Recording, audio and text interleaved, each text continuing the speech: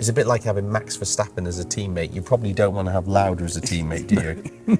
Do you like it with the airbox or without the air? You think this? The chassis could have been much closer. Like Yeah. today, you just filled his car with half a tank of fuel. if it hadn't have been for those others, he would have been world champion a couple of times.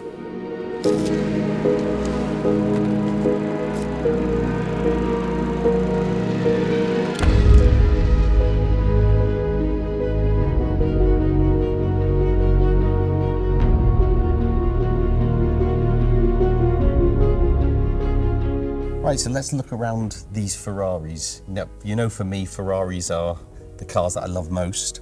Not only you, And you. I thought you loved your Brabhams most. no, Ferraris. Always been Ferrari. Even when I owned Brabham Ferraris. But the Ferraris here excite me so much, you know, going through all the histories of these cars, and it's talk about stimulate a car person. Like, you look at this car, so the 375 F1, Ascari Monza winner. Yeah, I remember this car. Alberto Ascari wins Monza in 1951. Obviously, only 2 of these cars survive today. For what the restoration Ferrari done on it, I think is Well, they put it back as if it exceptional. was. Exactly as it was in period. But without this car, this for me, we've sold a couple of 250 GTOs this year, but if you said have a car in your collection, a Ferrari, without this car, Ferrari might not even exist today. This is the car that put Alfa Romeo into retirement.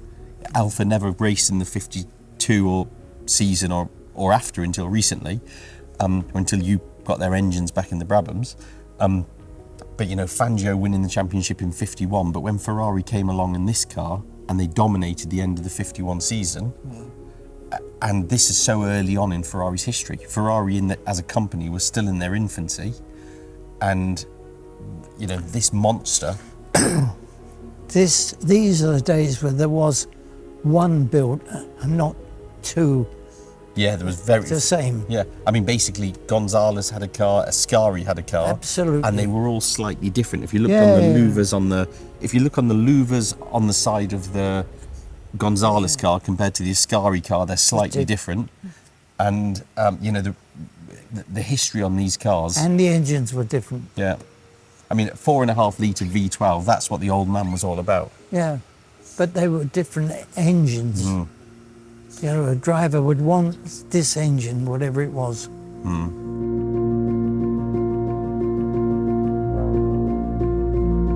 This car, Ferrari told me that they think that this car is the most original Grand Prix car, one of their Grand Prix cars in existence. Ferrari reckon that it's got the same tyres on that it left the factory when the car was sold by them in 1969. And, you know, one of the first cars that Piero ever worked on, his dad got him into the factory. Double winner with John Surtees, only ever raced by Surtees or Bandini. What was Bandini like? Like most of them, he was a character. So was his girlfriend. Oh, really?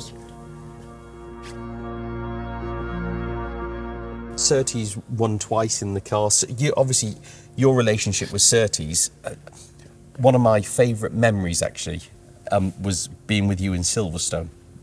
When I think we were betting on the football that day, and Surtees came... With John, yeah. Surtees came, and Enrique said, "Oh, John Surtees is at the door." And you said, "Let him in." And Surtees said to you, he said, I was watching his face, the two of you reminiscing, and Surtees said, "I bet you don't remember when we first met." And you said, "Yeah, I do." And he said, "There's no way do you remember." And he said, "When was it? And do you remember the first time?" I don't know. When you said it about you selling the motorbike to his dad. When he came to the house. Yeah. And he said, he worked it out in his head, and he said, Yeah. "Bernie," he said, "that was That's 71 right. years Yeah. ago." He said, "How do you remember?" And you said, "Well, how do you remember?" Yeah. But so obviously you went back so long with Surtees. I remember that, yeah. I used to be with his dad, and his dad used to race motorbike sidecar, was a champion. And I sat in the sidecar for a couple of races with his dad. But there'll never be another man that will repeat No. what Surtees done. And these people get rewarded by knighthood or something for these things, and he's the guy that should have got. He should have got a knighthood. The only world champion on 2 wheels and 4 wheels. Yeah. And so this car, I mean, and look, this is also, I think it's worth mentioning that this is the very first Ferrari 312. So this is the car that Enzo Ferrari presented to the press at the press conference. At the time, it was sat next to the Dino Prototype. It's a very famous photo, and the old man is just in front of it in his beige coat. And, you know, these spaghetti-style exhaust pipes. This is such a pure design of a car. It's, you know, like a cigarette with some spaghetti exhausts. And as I say, the history of the car, when you bought it, obviously from Switzerland, it is just as it left the factory. When we sent it to Ferrari to be certified, Ferrari scratched their head and just said, we can't believe how original this car is. I would think those days the old man was in love with this car. Yeah. Well, this car, the 312 for Ferrari, was the dominating car that basically evolved then into the Lauda championship winners and the Jody Scheckter championship winner. But it all started, the first 312. That's what I'm saying. 3-litre V12 started from that actual chassis.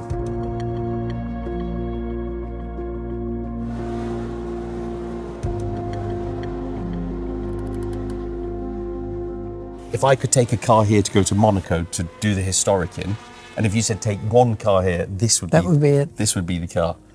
And this is a Jacky Ickx winner, the most successful B2, and Andretti also drove this car. What was he like, Andretti? What is he like? A super guy. And good for the sport because of the American following? He's not like an American. I suppose he sort of goes back Italian-wise. No, Mario was a little bit special. And was Jacky a good driver, Jacky Ickx? Yeah, I see him all the time. I meet with him. I showed him a photo of this car recently, actually. I was with him in Pebble Beach, and he remembered everything about it. He said, I remember winning. He said it was a wet race. And he put it on pole. He got fastest lap, and he won the race. And the B2, for as successful as the 312 was for Ferrari, the B2 actually at that time wasn't as successful of a car, although it was absolutely beautiful. And this was the most successful of all the chassis. And then when you get to the B3, obviously this is now when this is when Niki joins the team. Yeah. And Luca de Montezemolo, he then is put in charge as a team. He was a young man then to be put in charge, wasn't he? Yeah, he was a friend of the family. Was he a friend of the Agnelli family? Yeah, exactly. Or the Agnelli family? Yeah. But he was very good at what he did. He was super. This is a Regazzoni car, and I know you like Regazzoni. You were very fond of Clay. Yeah. Good driver. Clay was good. A little bit unlucky. What do you put that down to? I don't know. I mean, this guy's Lauda. He's got killer instincts. He probably knew about winning. It's a bit like having Max Verstappen as a teammate. You probably don't want to have Lauda as a teammate, do you?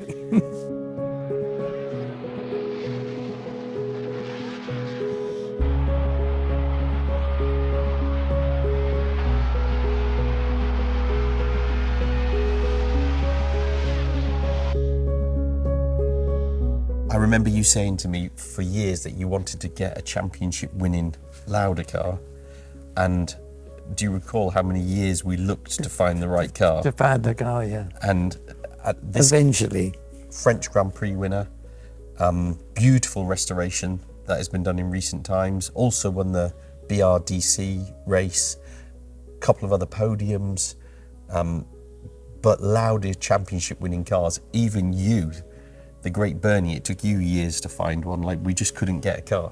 I don't know how that actually happened in the end. How we got this one? Yeah. Well, I tried to buy this one for a while and then ended up buying it in America. Yeah. It went to Pebble Beach. It was shown at Pebble. Yeah. So really, really special car. Reutemann. T2. Now for me, I don't know what you think is a prettier car. It's a difference of opinion, but do you like it with the airbox or without the air? You think this? This. Yeah, me too. So many people say that the airbox. Because I think this is the reason I wouldn't sell it to the guy in Argentina. Yeah. Because I love this car. Was Carlos one of the first drivers you ever signed? Yeah. And he was quick? It was very quick. Why didn't he win more? Why didn't he? You know, I tell you the reason, strange, lots of reasons. If he damaged a wheel, and he'd be so upset. You know, most of these guys raced, if something went wrong, it didn't make it. He was so upset if he came back and he damaged something. And to be really good, you need to be able to not care. Go to the limit, exactly. Yeah, what I love about old cars is the stories that they can tell, the histories that they make. And all of these cars here, you could write novels about each car. But this car is so interesting to me because it raced as a works car over 2 seasons. It raced 17 times. It had multiple podiums. But you know, this is the car that Clay Regazzoni was driving in Japan when Hunt won the championship. And before the race, Ferrari told Clay that they weren't going to renew his contract for 77. And if you remember at the end of the race, Hunt had a very soft pass on Clay and in order to seal the championship from his teammate from Lauda. And then the very next year, this car was instrumental in Ferrari winning the Constructors' Championship with Reutemann. So it's a championship winning car, and it was nearly a multiple championship winning car because it was Could have been. Yeah, it was racing 76 and 77. Could have been, yes. You know, how do we not touch while we're here though? This, the Dino.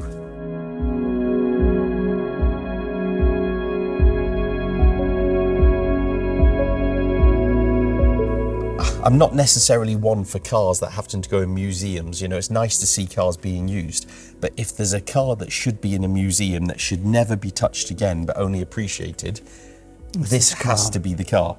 The Mike Hawthorn championship winner, raced by Ferrari over 3 seasons. Dino was the very last ever front engine car to get a podium, the last ever front engine Ferrari to win a race, driven by Phil Hill, driven exclusively in '58 by Mike Hawthorn when he won the championship, driven by Von Trips, driven by Richie Ginther. I mean, these guys, like Mike Hawthorn, obviously he had the accident after he won the championship in '58. What was he like? What was Mike Hawthorn like? Well, all these guys that you're talking about are different. They loved their racing. If you know, they were part. I mean, Mike was. He was a car dealer, was he? Or was his dad a car dealer? No, he used to be in Guildford. Yeah. They had a garage down there, I think. Maybe Paradise Garage, or it was called something like that. But and a serious driver though, wasn't he? And Mike was very serious. Him and Peter Collins. Yeah. Yeah. To think they would jump out of this car after putting their life at risk for 90 laps and, you know, just getting through the race, and then the very next day or the day before jump in a 250 Testarossa and do the exact same in a sports car race. But they used to, during the same weekend, there used to be they jump out of this and jump in another car. In a sports car? Yeah, it's the same weekend. In 1958, Mike Hawthorn was driving a 250 Testarossa the same weekends as driving this Dino. Yeah. But, you know, a multiple Grand Prix winning car. And then, you know, the ownership history, this is a 1958 car that was used by Ferrari until 1960, but then donated by Ferrari to the Ford Museum. Yeah. And then Luigi Cagnetti gets the car from the Ford Museum, sells it to Bamford. Bamford then sells it to Obrist, who assembled, you know, a wonderful collection of Ferraris. And then it goes from Obrist to you. The ownership, that is Ferrari luminaries. That is, Enzo touches it, he gives it to Ford, who he nearly sells the business to, and then the three owners subsequent are probably the three most prominent Ferrari owners of all time. I'm going to save up a few quid, and we might leave this car to last, and I'm going to see if you can give me some terms on it, I think. Very special. I may not sell it. No, you've committed. You've told me that you're selling it. So I get Fabiana to buy it. Yeah, well, I'll sell it to her, no problem, but you've committed that we're selling it. Super Squalo. There's two of these that exist in the world, and without being disrespectful to the other car, there's really only one that exists. One. This is the Super Squalo. This is a car that basically went from being a Formula 1 car with Ferrari to then basically racing in Formula Libre and having so many Formula Libre races, successful races, and having a real life. Like, it's a car that you look at some of these modern cars, and after they're finished being used, especially these hybrid cars, it's like they go to the grave. Because people don't look after them because they're not attached. Nobody's attached to those cars. With these cars, people were really attached with them. What is strange talking about these days, is the size of these cars. They neaten. I mean, the chassis could have been much closer. Today. But it was the evolution, though, wasn't it? I suppose this is where it all started from. Enzo always believed that probably Gonzalez that did the horse towed the cart didn't tow the horse, so that's why the engines were in the front.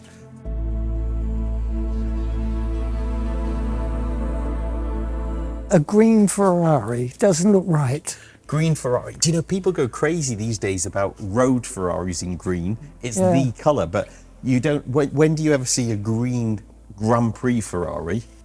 Obviously, you know the history on this car. It's got a special history. Special history. But the owner. Yep. There's only two thin walls in the world, and I suppose because of this car, Tony van der Velde bought the car from the old man when Ferrari was in its infancy. Tony van der Velde, though, what was his business? Bearings? He was the one, and he was the one that told Ferrari that they could do a lot better than they do with their bearings. So, and that's what happened. I suppose if you could even say he was the first of the proper private owner. He was the first privateer, wasn't he? He was a guy, though, that I think he backed BRM initially, and then he decided to buy these cars from Ferrari. He bought two cars from Ferrari, stuck Reg Parnell, a great peddler, in there. Had some real top drivers of the time racing his cars, and actually he beat Alfa Romeo. I think he was the first. I think his Ferrari was the first Ferrari that beat Alfa Romeo. Might have got that wrong, but from memory. And then, obviously, from here, he then decided to have his own racing team that was called Vanwell. Exactly, he was a proper private. He was the one who opened the gates, though, for British Formula 1 teams.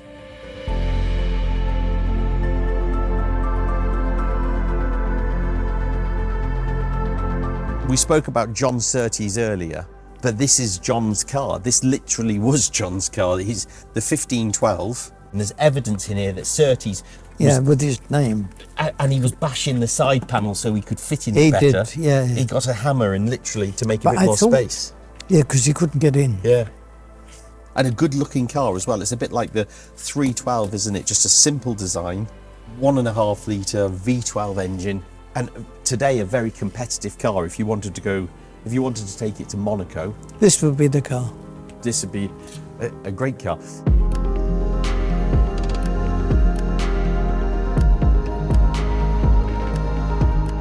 I feel for Ferrari and this car, actually, because 1988, McLaren, the MP44, obviously they won 15 out of 16 races. If it wasn't for that, this car would be so successful. It had so many second-place finishes, so many third-place finishes.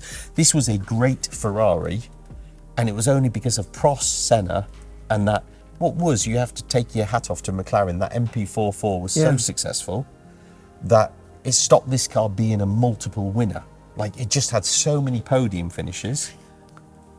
And it's a pity also for Gerhard as well. Yeah, Gerhard, top guy. Yeah, because, you know, if it hadn't have been for those others, he would have been world champion a couple of times. We've got the T3 there, which is another Grand Prix winning car. A very special car in its own right. It's like, where do you stop with these Ferraris? And for you, did you mean it earlier when you said Ferraris was what excited you most? Well, I think really it was Mr. Ferrari, the way he acted with everything, you know. He was struggling financially when he was doing but he still got on with the program and did exactly what he thought was the right thing to do, the right way to build cars. He was a real car dealer, wasn't he? I would have loved to have had him as a partner in my used car business. Yeah. Because he was a good used car dealer.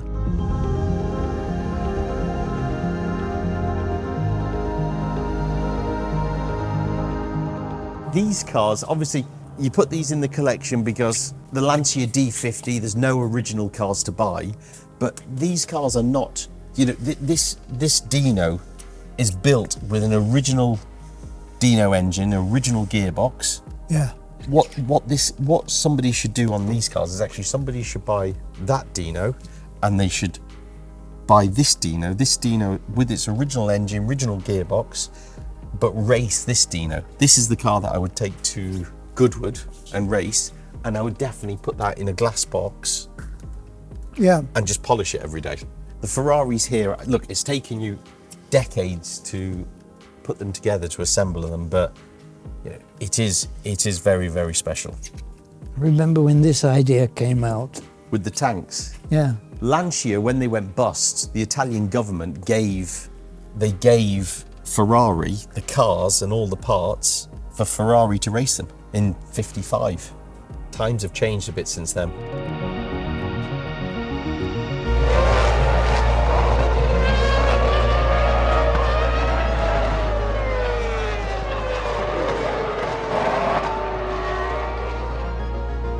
So we've left the most modern one until last, but we've got to look at the Schumacher car. I know Michael was a great friend. But you know, I'm not in love with these looking cars. You know, when you've seen these cars, I don't know how you can, it's all different, isn't it? You look. So when you look at all the different eras, what's your favourite era? I think the Dino, probably. The Dino. But this Schumacher car, actually it's unfair to call it a Schumacher car. It's a Schumacher and a Barrichello car, because this was the very first Ferrari chassis since 1977 to win with two separate drivers. Yeah. And it's also the car that famously Jean got on the radio to Barrichello and said, "You need to move over." Yeah. That caused the uproar about team orders.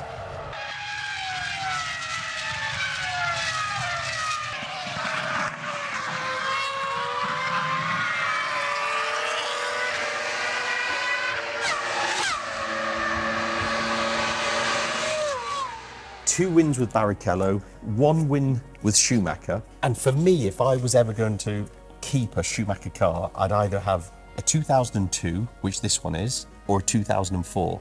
I didn't like the cars before it. They were nowhere near as pretty, nor was the performance as dominating. This is a bit more special from that point of view. Drivers' Championship winning car and a Constructors' Championship winning car. It still doesn't look as nice as that. This might be the first one we sell there. When they talk about team orders, actually, I've got to ask you something. I listened today to maybe Max coming on the radio. You know, he's not one. And every time I hear Max shouting back at his engineer or his team bosses, I always think about you, and I think, Jesus, if that was Bernie's team at the time, and that driver was not listening to team orders, how would he handle it? What was team orders like back in Brabham? Well, we never had team orders. Did you never make a team order? All we did was to told people what we wanted them to do, which are not team orders, really. And did they always listen? Not always. Do you remember any particular?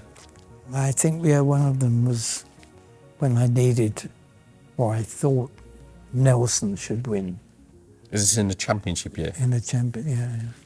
Ricardo said, well, I said, you have to, if you see, you move over and let him. He says, you can't do that. He said, I'm not going to do that. I said, well, stand, it was in Italy. I said, well, stand up in the car and wave to everybody and wave him past. Can't do that. We can't, no, we can't do. So I said before the race, obviously, I said to the guy in his car, I said, just make sure there's not enough fuel.